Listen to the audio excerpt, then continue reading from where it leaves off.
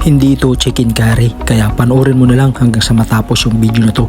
Gisa-gisa muna tayo, bawang sibuyas, luya, may kasamang sili, yan, lagay lang ang manok, balon-balunan, tsaka lagyan ng paminta, lagyan na rin yan ng toyo. Habang ginigisa, sama din natin yung chili paste, sabay lagyan ng kamote kasi mabilis lang naman yung lumambot yan. Linagyan ko na din pala yan ng tubig, pinakuluan ko lang, tapos nung kumulo nilagyan ko ng curry. Naglagay na din ako pala dyan ng patis, pandagdag lasa, tsaka nilagyan ng ginisa mix.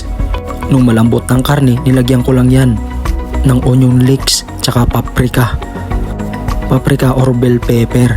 Yan, hinalo ko na din yan para mapailalim yung mga bagong lagay. Tsaka yan, nung malambot na, okay na yan. Luto na yan, napakasarap yan at napakalasa hanggang sa kaloob-looban ng manok.